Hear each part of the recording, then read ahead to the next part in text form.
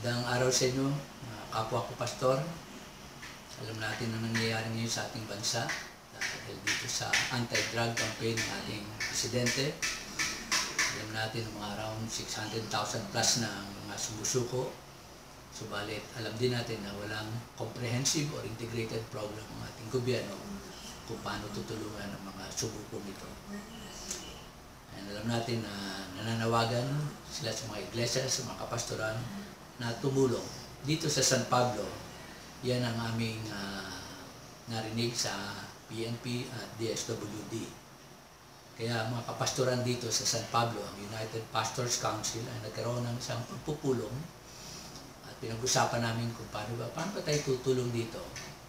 At kami nagkaisa na pwede natin gawin ay isang counseling ministry. So, personally, nag-design ako ng isang 3-month program, counseling program para sa mga drug dependents na ito. Ang marami sa inyo sa pamamagitan ng Facebook ng Topic Pastors Network ang narinig na ito at nanghingi kayo ng kopya. Ang pinadala ko sa inyo by email is simply an outline. Pero since then, in-expand ko na yun. Kaya, pero mas kina-expanded na yun, realize ko na kailangan mayroong workshop. Kasi kung papadala ko lang sa inyo yung outline, ganoon din, marami kayong katanungan. Kaya dito sa San Pablo, dalawang beses na ako nagkaroon ng workshop kung paano gagamitin ang counseling material na ito. Una sa aming church, sa Church of Christ Disciples, Lopez Haina, and then dito sa mga kapastoran ng United Pastors Council. Now, marami sa inyo nanghihingi, inisip ko paano ko papadala ito. Kaya naisip ko itong video na ito, ang gagamitin ko, gamitin natin ng technology para lahat ito ay makita ninyo at ipapaliwanag ko ang 3 months program na ito. Kaya panoorin nyo itong PowerPoint presentation. Adopt a Family Program, a 3-month counseling program for drug dependents. Kung pakita sa inyo yung kabuuan, yung overview ng programang ito. Una, yung description, counseling program designed to help in the rehabilitation process of a drug dependent. Bahagi lang tayo sa proseso na yun. Ang duration nito, 3 months, that is 4 meetings or weekly every month. Ang ating goal is to empower a drug dependent become an active and productive member of society.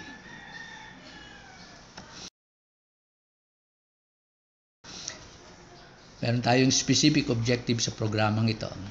3 ito. Una, to guide the drug-dependent processes life of addiction, beginnings and consequences. And then second is to instill new values and basic principles to guide him in life and social relationships.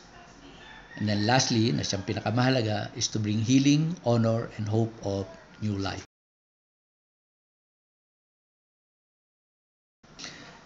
Now, itong programang ito, para maging effective, kailangan natin ng maraming participants. Multi-sectoral ito. Bali 5 ang kailangan nating key players. 1, ang church as the primary agent. Specifically, we need 2 counselors per drug dependent. And then, the family.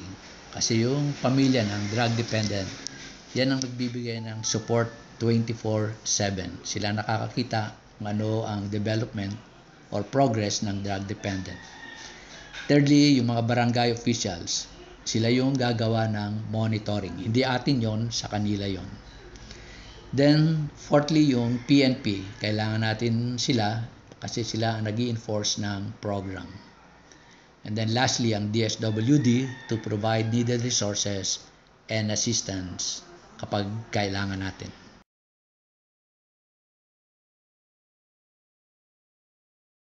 Now, itong material na to, ito ang content niya.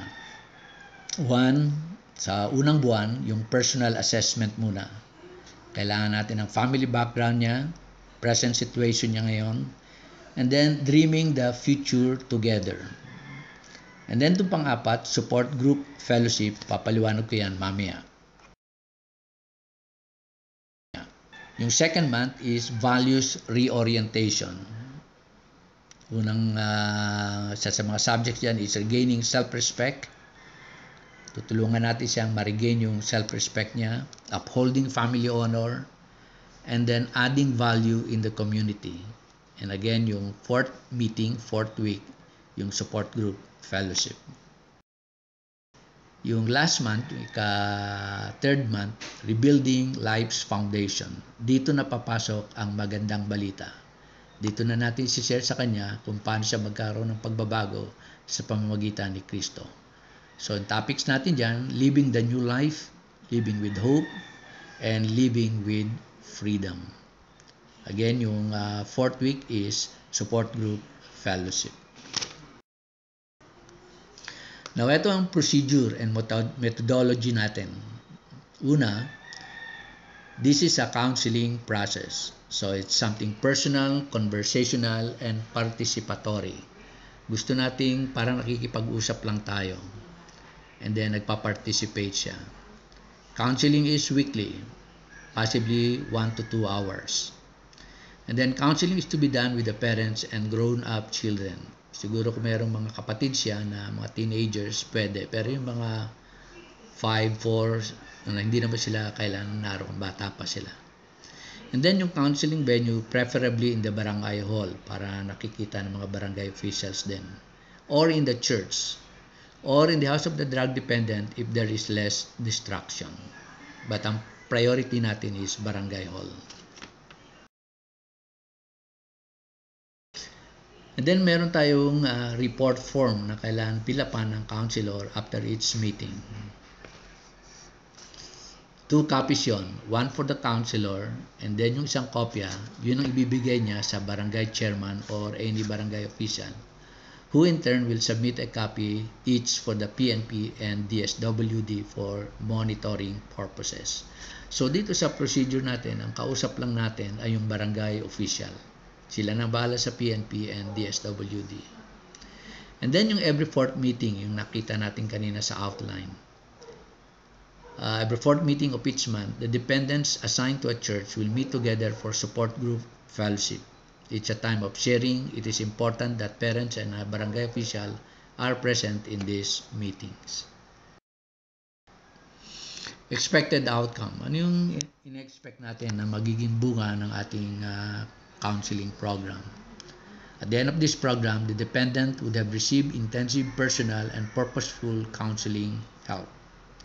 Secondly, he would have a renewed sense of inner healing, personal honor, and hope for a better future. And lastly, he would have a greater appreciation for our cultural values, maka-Diyos, maka-tao, makabayan, at makakalikasan. At the end of the program, ito yung gagawin natin. 1, the program will end with a recognition day sponsored by the church. So, gagawin sa church ito. Now, it is important that members of the family, representatives from the barangay, PNP, and DSWD are present. And then, part ng program na yun is makakarinig tayo ng mga testimonies sa mga drug dependents nato na nagibahagi ng programa. We will give them a certificate of completion signed by the counselor, possibly yung pastor ng church, then barangay chairman, PNP official, and DSWD head. The church then will submit a summary report and recommendations as to the next phase of the rehabilitation process for the dependents, possibly sa DSWD. So, halimbawa po kung ang next step na kailangan would be, kailangan niya mag-undergo ng ALS, Alternative Learning System, or i-refer sa TESDA for a livelihood skill. So, yun ang mga recommendations natin. Now, yung counseling sessions na gagawin natin, yung overall approach natin, tulad na banggit ko kanina, is we want it to be personal, conversational, participatory. So, hindi natin tayo magle-lecture sa kanya. Hindi rin tayo magse-sermon. And, ang mahalaga ay nakakausap natin siya at nagsasalita siya. Kailangan i-draw out natin siya. Now, to do this, there are 3 key elements. One, kailan involve natin yung family sa discussion. Sa mga pagtatanong natin, kung kailan magsalita ang family members, magsasalita sila. And then we need to be asking open-ended questions. Ibig sabihin, yung questions natin hindi yes or no question. Kailangan leading questions ito. Kailangan sa tanong natin maraming sagot. And mamaya magbibigay ako ng halimbawa sa pagpunta natin sa different sessions. And then thirdly, listening well to words that will make you ask follow-up questions. So very important ito na nakikinig ka, pakinggan mo yung sinasabi niya, kasi doon sa sinasabi niya, doon ka kukuha ng mga cue kung anong susunod mong mga katanungan. So 3 elements, very important yan. Involve the family, asking good open-ended questions, and then listening well. Okay, doon sa counseling sessions, ito mga suggested questions. So una, first month, personal assessment. So pag tinanong natin yung family background, yung beginnings and consequences nun, pwede natin, how did you get involved in this illegal drug? When you first took it, what did you experience? How did you get hooked to it? How did your parents respond when they learned about it? So dito sa Kaya Pa-4, pwedeng mga families mag-respond kung anong naging response nila, nung malaman nila na nagtitake na ng drugs yung anak nila. Now, napansin nyo, mga tanong natin, hindi open-ended yan, hindi yes or no yan. So magkukwento yan. No? So maring sabihin niya, na-involve po ako sa illegal drug dahil sa mga kabarkada ko, etc. Yung word doon, isang keyword doon is kabarkada. So pwede natin, yung sunod na tanong is, sino mga kabarkada yung kapitbahay nyo, mga classmates mo, o kasama mo sa trabaho? That's another question mo. Kwento mo sa amin yung experience mo, paano ka naumpisahan dito? Anong okasyon? So magkukwento siya. And then yun. So yung ganun yung mga follow-up questions. Do sa present situation, ito rin yung mga ilang katanong. As a drug dependent, how do you find your life now? What changes in your life have you experienced since you got hooked to drugs? So, yun, pwede nating itanong yun. Magkukwento siya, ang buhay niya ngayon, magmulan ma-involve siya sa drugs. Maring natigil siya sa pag-aaral. Kung nagtatrabaho man siya, natanggal siya sa trabaho. Namayat na siya, etc. etc. Then yung third week, dreaming the future together. Dito natin umpisan, bigyan siya ng sense of hope na merong pag-asa siya. So, questions like, before you got involved with the illegal drugs, what were your dreams for yourself? What were your dreams for your family? Maring ang dream niya ay makapagtrabaho siya, kapag overseas, kumita ng malaki, makapag-ipon, makapagpagawa ng magandang bahay para sa family nila, etc. Yun, habang nagsasalita siya, kinig ka ng keywords, and then yun ang doon ka kuha ng susunod mong tanong. Second question dito, if you have the freedom and power to pursue your dreams, what action plans will you take? Yan, makinig ka rin. Okay? Values reorientation. We want him to regain his self-respect. So, tanungin natin siya, how do you understand the term self-respect? How important is self-respect to you? So, ayan natin siyang sumagot. Pakinggan natin yun. Third question, what do you think you can do to regain the respect and trust of your family? Yan, medyo mag-iisip siya noon. Tulungan natin siya ron. Just listen to his to the keywords na babanggitin niya at pipick upin natin yun. Now, what signs do you want to see that would make you feel respected? Again, magsasalita siya riyan. Holding family honor. Mari dito, tanong natin sa kanya, nung marama ng mga kapitbahay mo at ng family mo, o ng kapitbahay mo, na nagtitake ka ng drugs, anong naging effect nun sa family niyo? So, pwede nating itanong. Ano sinasabi nila tungkol sa iyo, tungkol sa pamilya niyo? Then yung third question, what are the things you are willing to give up if only to uphold your family honor? Ibig sabihin nun, kung gusto nating maalis yung stigma sa'yo, sa kanya, sa kanyang pamilya, anong willing sila gawin para mabalik yung respect sa kanilang pamilya. So again, very important na makinig tayo sa sagot niya. Now, itong mga questions, binibigay ko, sample questions lang to. Hindi kayo limited dito, pwede niyong dagdagan yan.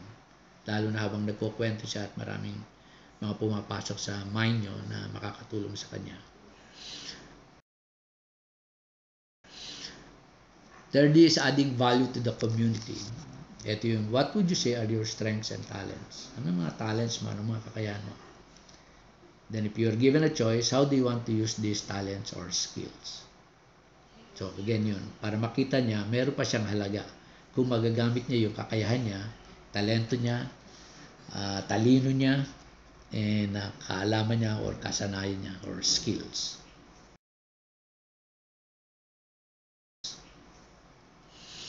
Then yung third month na, dito na, tulad sinabi ko kanina, dito na papasok yung spiritual component.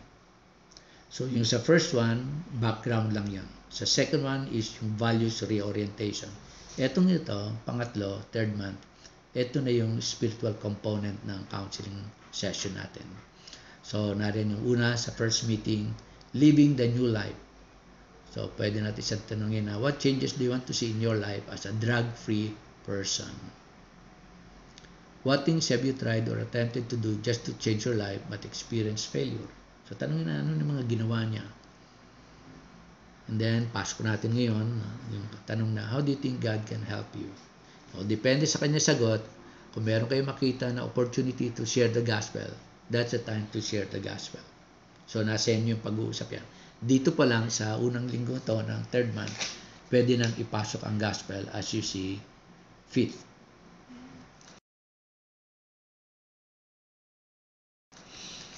Then, ang second week is living with hope. So, eto na yun. Meron siyang Kristo. So, tulungan natin siya by asking him questions like, what would help you have a sense of hope for a better future? Or describe what you would say is a better and brighter future for you. So, ayaw mo siya magsalita. And then third question is, how do you understand God's promise in Jeremiah 29:11 and 12? So, pakita natin itong verse na to. Paliwanag natin sa kanya na ngayon na kay Kristo na siya, merong plano ang Diyos para sa buhay niya. Merong pag-asa na siya ay magbabago. He will have a changed life.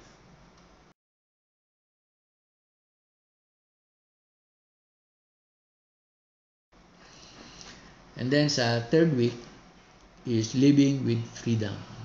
To live the new life that you have in Christ, what are the things that you need to be freed from? So tanungin natin, ano yung mga bagay, maaaring sabihin niya, hindi lang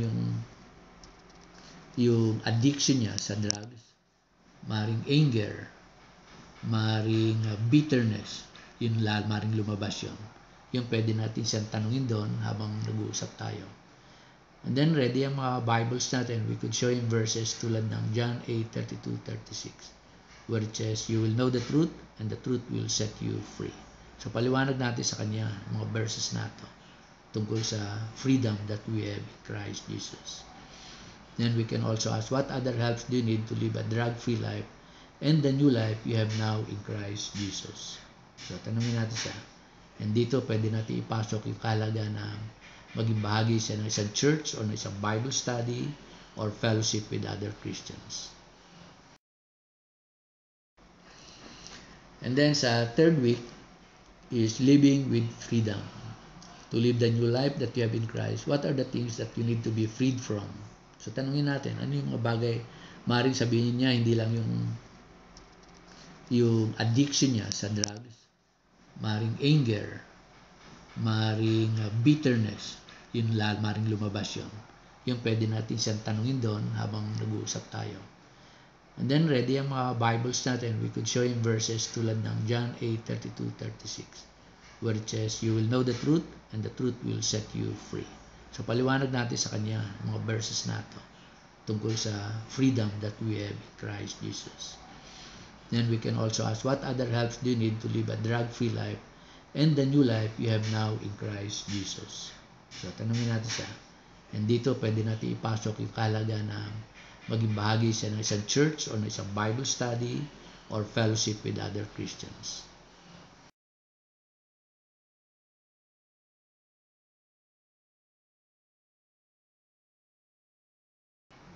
Now, yung fourth meetings every month, ito yung support group fellowship. So, ito, ipunin natin lahat yung mga drug dependents. Ibig sabihin niya, kung sa church nyo naka-assign, let's say, mga 7 na drug dependents, yung 7 yon, kasi ang counseling nyo, hiwa-hiwalay naman yan, depende sa schedule ng mga drug dependents.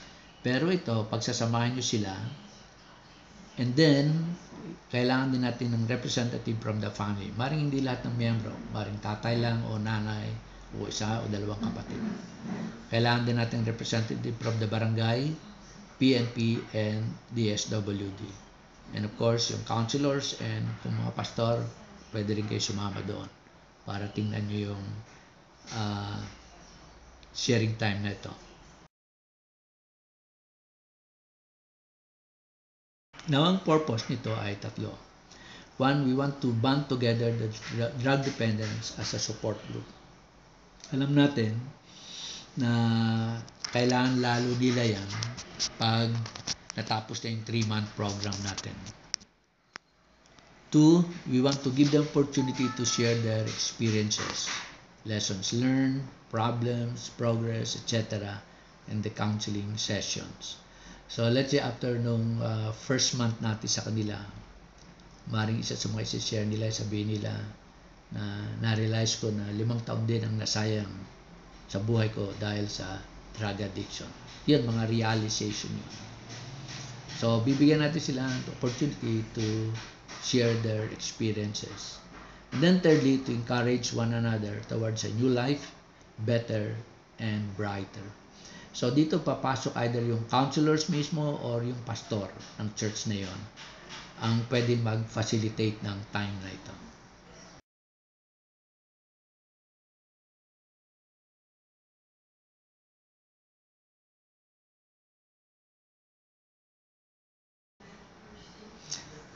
So, ito yung procedure natin sa support group fellowship. Just welcome, short introduction. Like, nakaisang buwan na tayo ng counseling natin. Gusto natin malaman kung anong progress ng bawat isa. That's a short intro. Welcome sila. Then we'll have an opening prayer. And then group sharing na. Again, facilitated by the counselor or pastor. And then yung facilitator na will summarize and make announcements. So, put together yung mga narinig nila and summarize ito para marinig ng lahat. And then, i-announce na yung next month's subjects. Then, closing prayer. Kung may nakahandang snacks or lunch, mayroong chow time. And then, possibly yung support group fellowship na would last from 1 to 2 hours. Now, tulad na nabanggit ko kanina, after each counseling session, merong report form. So, ito isang form. So, naroon yung date, name ng counselee, that is yung drug dependent. And then, put a check kung saan kayo nag-meet. Kung sa barangay hall ba, sa church, sa house, or sa ibang lugar. Possibly, perhaps sa Jollibee, or sa isang park. So, lagay lang doon. And then, number of meetings.